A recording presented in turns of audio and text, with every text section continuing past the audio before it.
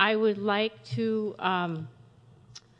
call up a panel, which, not that all of these aren't near and dear to my heart, but U.S. sovereignty, the UN, and the hidden international gun control agenda.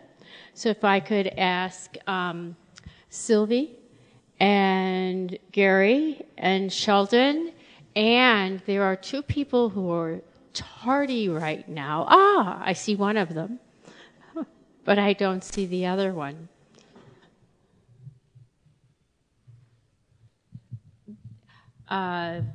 We have here a representative from Canada.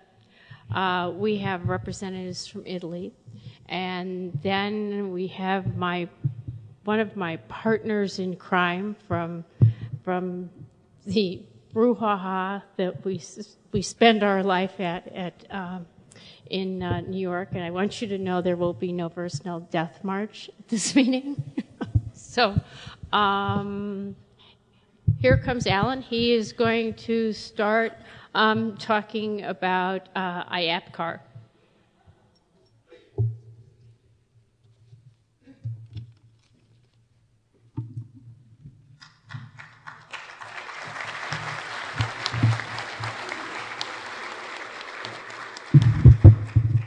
Sorry about being late, but I got stuck in a film crew with the camera, and I couldn't get away when I'm on camera. I apologize. A little over a year ago now, I think it was, maybe closer to 2 years ago, based on what's happening internationally, we started a new group. And the foundation and the Citizens Committee were instrumental in helping to get the group started, and now it's spiraling worldwide. The organization is known as IAPCAR, the International Association for the Protection of Civilian Arms Rights. And internationally, what we discovered was, aside from the fact we know where our enemies and our opponents are, our friends who were basically fighting this battle in a lonely field without much support or help from other places who being able to share data like we do here at the Gun Rights Policy Conference from state to state. And in addition to that, in most cases, good parts of the country, they were afraid to talk about civilian arms rights and self-defense. You couldn't mention the word self-defense. Basically, you could talk it in hunting terms or sportsman terms, but that was the only way they felt comfortable even mentioning firearms or firearms rights. And of course, that's over time a pretty much losing proposition, because when it comes to saving innocent lives in Africa or South America, hunting is going to go by the wayside to save human lives if people think that guns are only used by bad guys in crime and good guys only use them for sports shooting and not for self-defense. So we set up IAPCAR, and we now have approximately 24 international organizations that are part of it, stretching across the globe, Argentina, all through Europe, South Africa, Canada. We're starting to work our way into Asia. And this is really important with some of the battles going on in the European Union and the United Nations. And one of the things a lot of us don't realize is that we tend to ignore what happens in the EU. But what the EU tends to do is going to impact and affect us greatly. It involves international trade and commerce, things like sanctions, all kinds of activities that can impact our gun rights and put a noose around our neck without any legislation being passed here in the United States. And so we set up IAPCAR for the purpose of getting involved in this format and bringing what we do here at the Gun Rights Policy Conference more on an international level and bringing groups together from across the globe. And we've seen some great results with this so far. Good examples are like we have a group in Germany called Pro Legal. And self-defense, of course, and gun rights is what they push, not sporting purposes of firearms. A lot of young techies, they've discovered the internet works in Europe as well as it works in the United States, and they're growing membership by lightning bounds, growing day by day, having impacts on elections in Germany. It's amazing what's being accomplished. And we're taking some of the technology that we've used here in the United States and the issues the way we've been lobbying here with grassroots lobbying and bringing them international. And the results of this is really panning out to be great. And it's helped a lot of the efforts at the United Nations, and it's helped a lot in some of the European nations, which I'm not going to get into because other people, I think, are going to talk a little bit about it. And it's really exciting. And it's partly why Julianne and I are off after this conference over, like Mark Barnes mentioned, off to Europe for meetings in Europe with gun rights leaders from across the globe as well. And it's turning out to be making the gun rights movement an international movement. What's really interesting, and it was surprising, we were told when we started this that in Europe, in particular, you can't mention self-defense. It's just nobody cares about it. And what we've discovered is when you talk about self-defense, people come out of the woodwork. Even people who don't have firearms or care about guns realize that crime in Europe is not non-existent and would like the power and the means to defend themselves. And all of a sudden it upsets the apple cart, and you can talk about it. It isn't something that has to be under the table. And it's really electrifying to see people in Europe for the first time starting to grasp that self-defense should be a legitimate human right. And it's been very rewarding, and we're growing nicely, but it's important to get the organization to get the support internationally to be able to do it. And of course, most of the support right now comes from the people in the United States pushing this nationally. And I just wanted to advise you of this that's going on. You'll hear a lot more about it in future years, but it's really great because now the gun rights movement is becoming international, and all these countries all want to adopt, quote unquote, Second Amendment. They don't have it in their constitutions, but they realize the power of it. And power of freedom is expanding with it. And it's just been a phenomenal growth experience. And sharing what we've accomplished here now internationally is going to be, I think, the saving grace to save freedom on the planet. Thank you.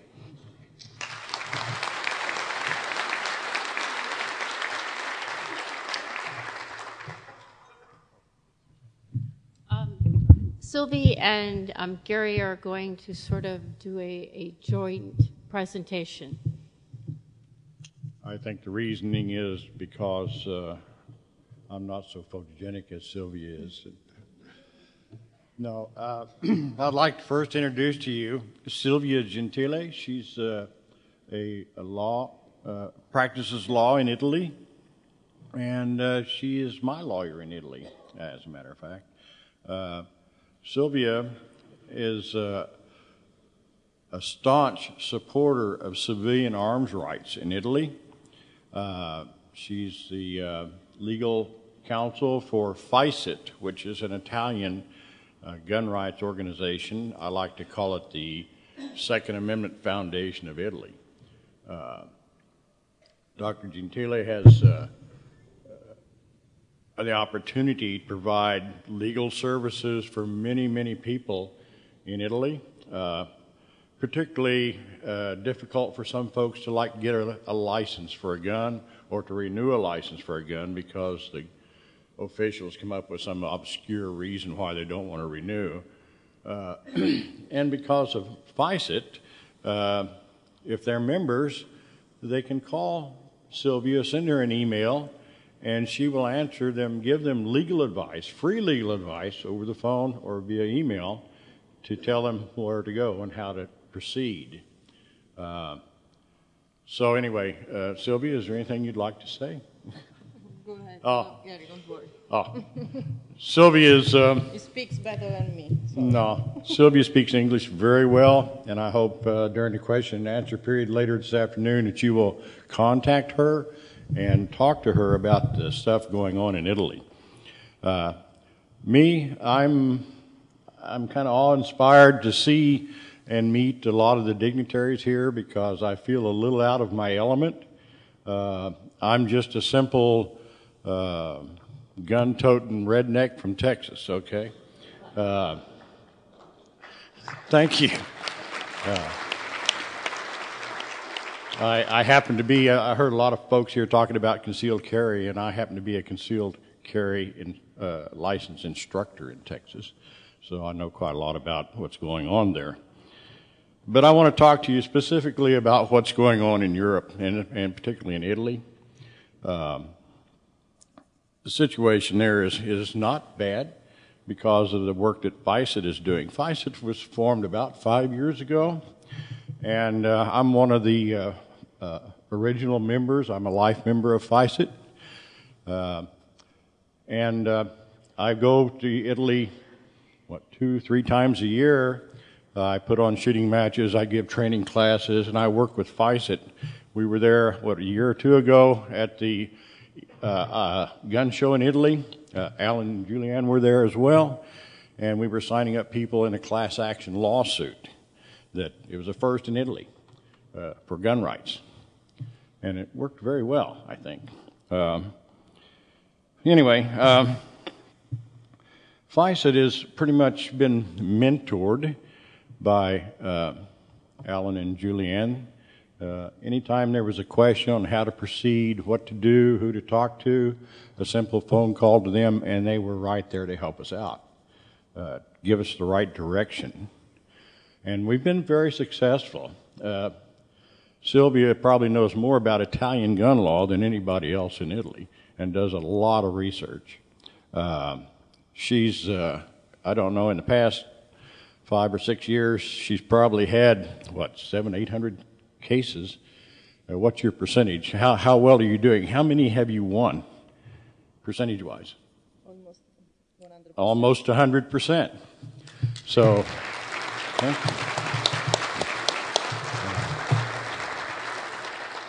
so having said that, Sylvia, through FISA and others, does sue the administrations in Italy when they come up with some stupid thing they want to do.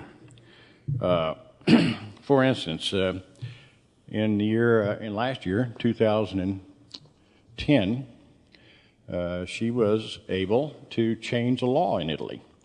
They had passed a law that started out to be pro-gun, but ended up being anti-gun through the collaboration, sort of under the table, of major gun manufacturers in Italy, specifically Beretta, who wanted this legislation through in order that they might get some favorable help from the government for their export of their products, at the expense, I might add, of the Italian citizen, and at the expense of me. I happen to be a licensed exporter of firearms, and I'm unable to export to Italy because of some of the laws that are currently being considered there.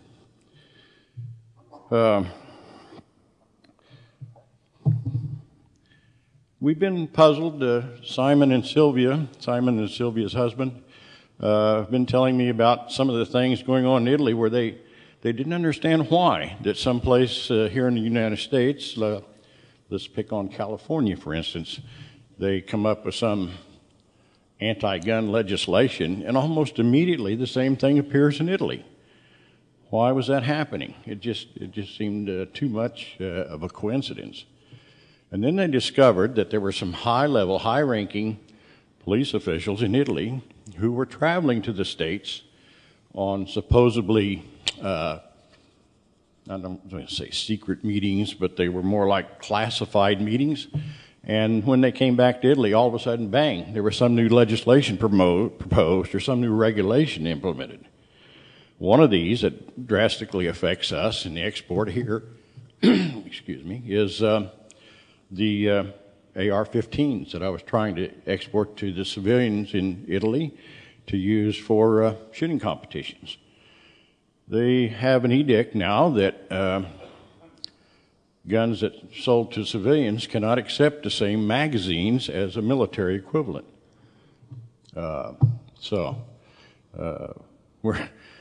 Sylvia, you're actually going to file a lawsuit or already have? Almost ready. Almost ready to file a lawsuit. In fact, I think when she returns to Italy, she's going to file a lawsuit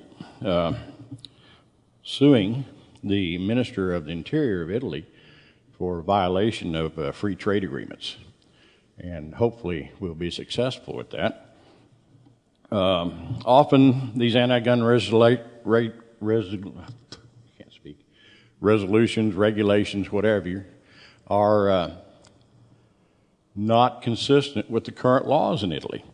That's why it's so important that people like Sylvia be involved in this sort of thing, because they know the laws. And if something comes out that doesn't jive with current laws, she can take them to court and make them back out of it. Also, a lot of times the Minister of Interior guidelines are violated by these different regulations that come out from high level officials. Am I over time? I'm sorry. Okay. If you would, come and see me at the break when we break this afternoon, and I'll be glad to answer more questions about what we're specifically doing in Italy to make our lives here in the U.S. and the lives of all citizens around the world better. Thank you.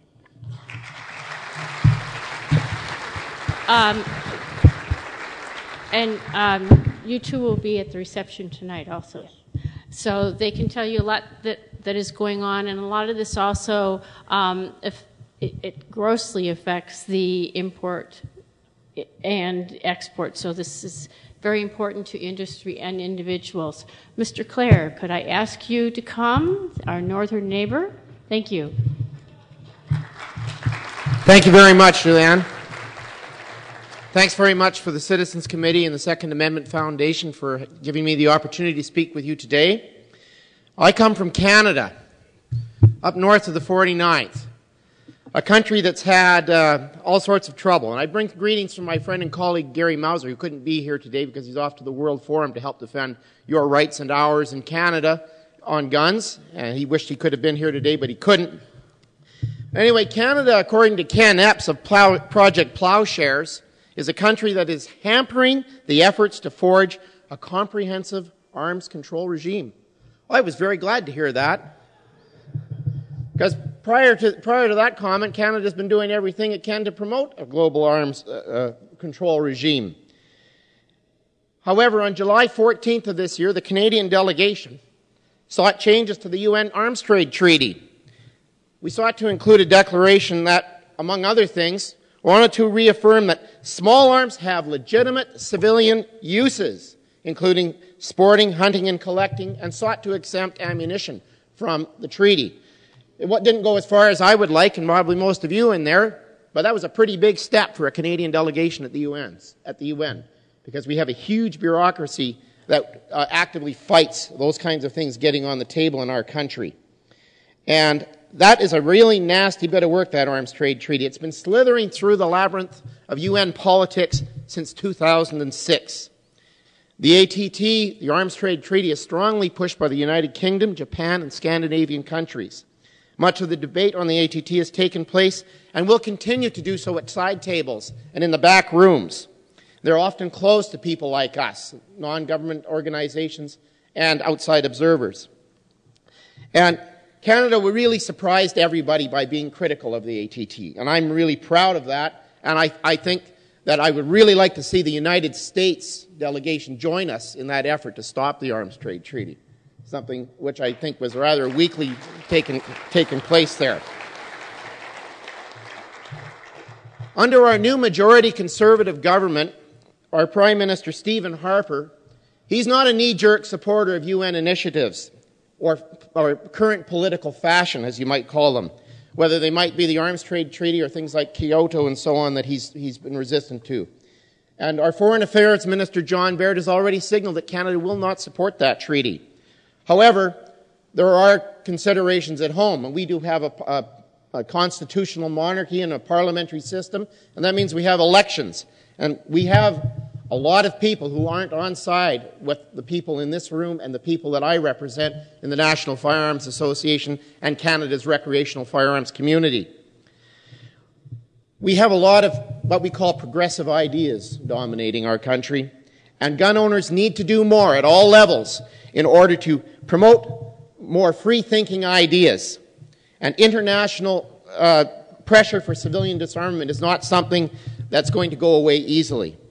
The anti-gunners are well-funded, and we really need to make an effort to take our case out to the people. Our Liberal Party's on the ropes. It got thrashed soundly in the last federal election, and I was glad to see it. However, the fight's not over, and there's a lot more to do in order to make sure that we beat that. In terms of gun law cases in Canada, we've had really mixed results. Self-defense cases have enjoyed some success, but really it's because of public outcry more than anything else.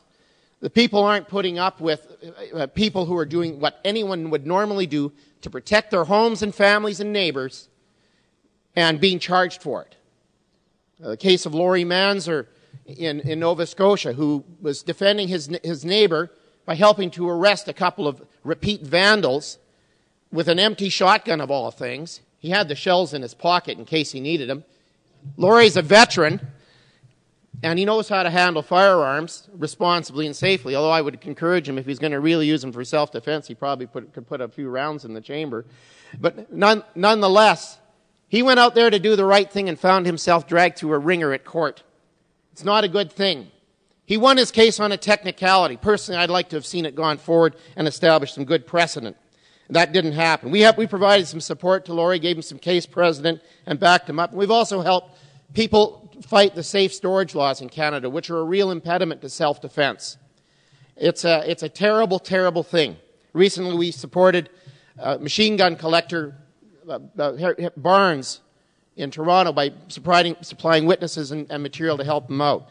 So we're trying to do our bit up there, but the fight's not over. The bureaucrats recently contacted me. They want to talk about changes meaning more rules, to Canada's Explosives Act and regulations.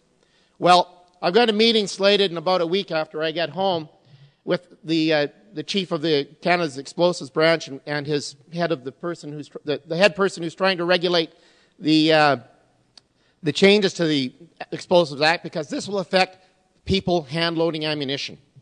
And we're very, very concerned about changes to hand-loading ammunition because they want to tell us how much powder we can store. Right now, we can store 75 pounds of powder at home if we do it responsibly and safely, according to the convoluted regulations. Do the regulations need a cleanup and less torturous language so average citizens can understand it? You bet they do. But do we need limits and reductions in those numbers? I don't think so. Anyway, I thank you very much for your support. Thank you for listening to me today, and I look forward to meeting you in the other sessions and this evening. That was a little better this time. Alan?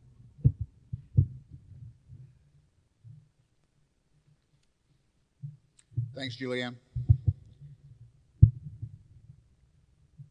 1 inch? Speak directly in the mic, 1 inch away, okay. I'm Alan Youngman. I'm the Executive Director of the Defense Small Arms Advisory Council.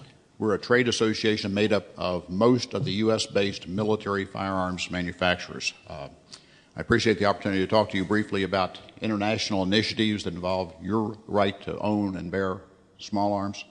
By way of preface, I first met Alan Gottlieb and Julianne Bursnell at the United Nations working on this issue about 5 years ago. They have been there every time. Julianne has been a mentor and a coach of mine, and I appreciate the opportunity. I'll give you a real quick alphabet soup flavor for the context we're operating in at the UN. Things like the Conventional Arms Register from 1993, which is a voluntary agreement among nations to report annually the military arms that they sell. Regional agreements like the one mentioned by Mark Barnes earlier, the South American Treaty, the Program of Action on Small Arms, Firearms Protocol, simply called ISACS, the International Small Arms Control Standards Project, which is going on as we speak in Vienna, which will provide model legislation for nations to adopt around the world and how they want to control small arms. And then we get to the Arms Trade Treaty itself. I need to set the frame of reference for that by, how many of you remember the original movie, The Exorcist, came out in 1973? There's a scene fairly early on where the young priest, Father Damien, is trying to brief the old priest on what's going on. And he said, I think it might be helpful if I gave you some background information on the different personalities that Satan has manifested so far. And he starts to tell him, and the old priest stops him and interrupts him and says, there is only one.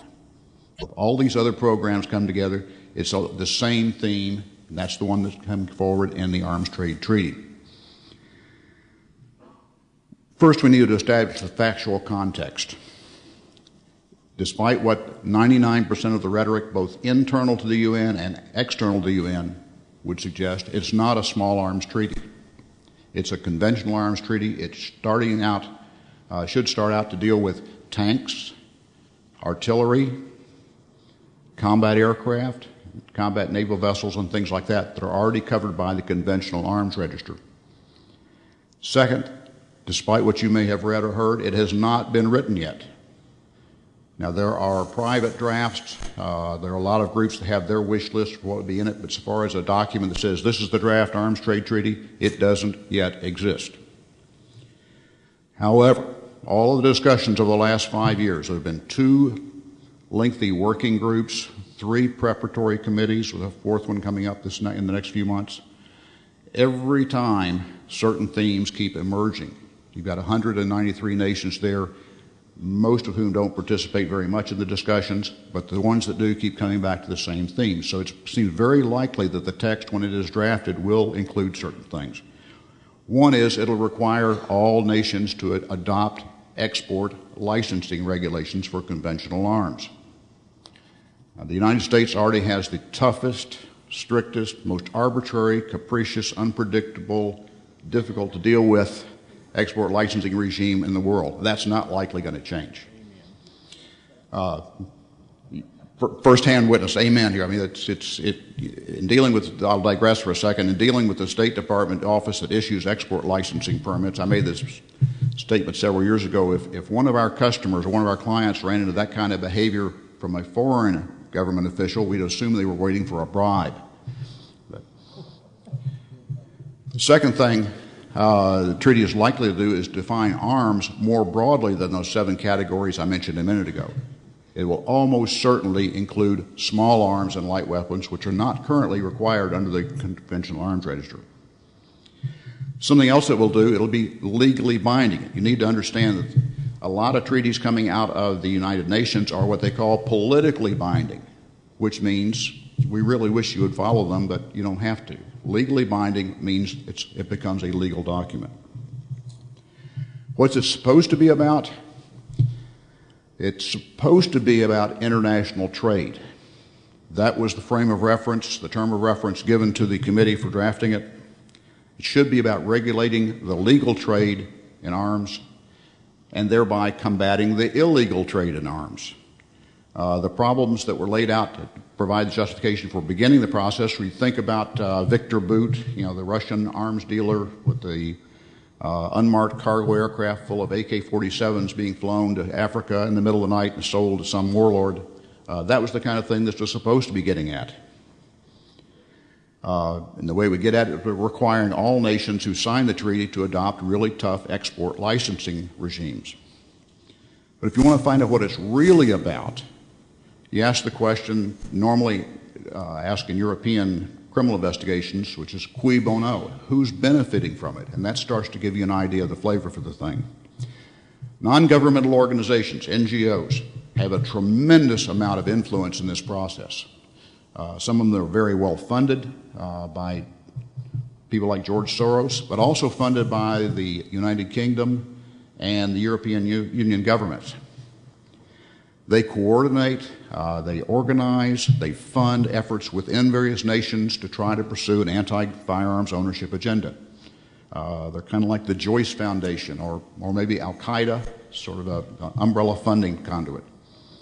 But they include IANSA, the International Action Network on Small Arms, Oxfam, Amnesty International, the Brady Campaign, and folks like that.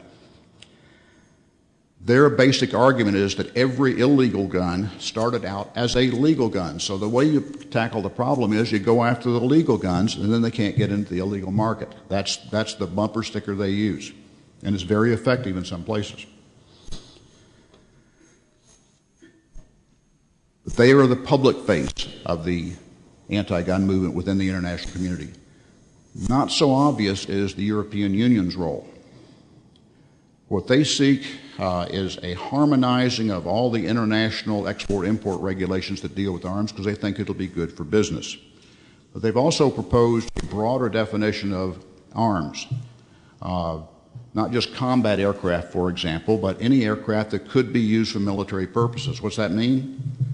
If you think back in history, the Boeing 747 started out as the Boeing's competitor for what became the C-5A military heavy-lift aircraft.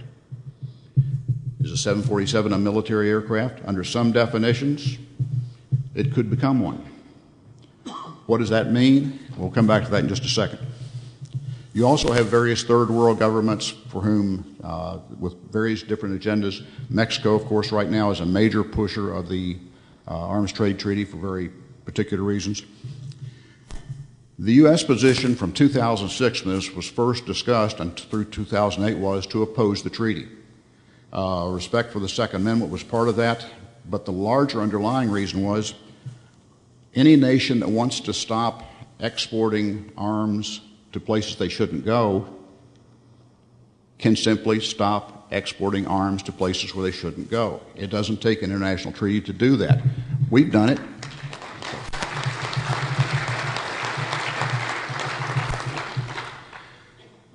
The reasoning was that if you're not willing to do that as an individual nation, why do we think that's your real purpose in voting for an arms trade treaty that would make you do it? You also have to understand, and I think I'll get some agreement here, our regime is so strict that American manufacturers lose business every year in the third world market to countries whose manufacturers are not subjected to anything like the level of scrutiny and export licensing that our companies are. In 2009, the U.S. position changed. The U.S. is now committed to actively pursuing a strong and robust treaty that contains the highest possible legally binding standards for the international transfer of conventional weapons. That's right out of the policy paper. We put a couple of caveats there. The government says if it's based on consensus. Now, consensus is a magic term within the UN. That means they don't have to vote because everybody agrees. If any one nation says, I don't agree, then consensus fails. Why did the U.S. change positions? Well, a couple reasons. The first is political. We changed administrations from one that was not interested in this to one that said, yeah, we want to support this. 2007, senators like Barack Obama, Joe Biden, Hillary Clinton all signed letters saying we ought to support the arms trade treaty process. They went on to other jobs, as you may have heard, and they're now able to influence that somewhat. But the other reason is strategic. The folks who are negotiating on our behalf will tell you it was not working. The UN went ahead and took a vote. We were the only nation in the world to vote against the arms trade treaty. That probably meant we would have absolutely no ability to control the process or to control the document that came out. From a strategic standpoint, there are a lot of folks who felt like there is going to be a treaty. If we don't like it with our involvement, we're really not going to like it if we're not even in the room where it's negotiated. So that was the reasoning, at least in part. The current U.S. red lines, that's a diplomatic term, says we draw a red line around this one because we will not accept a treaty. First of all, it's not based on consensus. That's a procedural thing, but there are 7 others. The first substantive red line is it can't undermine the Second Amendment and should only address international transfers. That, of course, could change at any time. The current administration is not really happy with the schedule that this thing is on. It's supposed to go to negotiating session next July. It has not escaped their attention that there are political conventions starting a week afterwards. If you were representing the Obama administration, would you really like to have to take a final public position on this treaty a week before the Republican convention? Probably not. There are a lot of bad things that could happen. One of them, believe it or not, is if the effort fails in the UN, where the U.S. has essentially a veto, and the whole treaty process moves somewhere else, outside the UN. That happened on the landmine treaty a few years ago. That's a concern that we should share. If that happens, the U.S. loses its ability to control the process. Final thing I want to point out is we've got 58 senators who have signed letters to the President and Secretary of State saying, do not bring us a treaty that infringes upon American Second Amendment rights.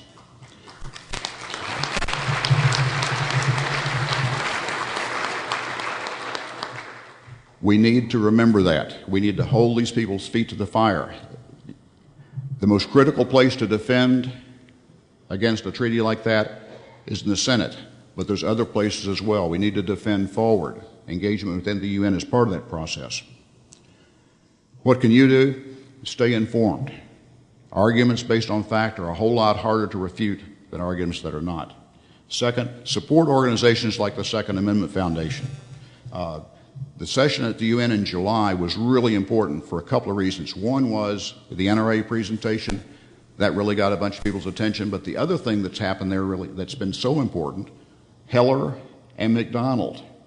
Prior to those decisions, which you will hear more about later, which were made possible by the Second Amendment Foundation, you would argue within the UN and other places that, well, we've got this right to keep and bear arms, and that was kind of, okay, a bunch of crazy cowboys from Texas. But after you had 2 Supreme Court decisions, a lot of people around the world said, hey, I guess they were telling the truth. That really is the law in the United States. Maybe we better pay attention when we draft this treaty. There's good news and bad news. The good news is, or the bad news first, this is never going to go away. This fight is never going to be over. Fights for freedom never are. The good news is no U.S. politician ever got elected or reelected by doing a favor for the United Nations, and that's probably not going to change.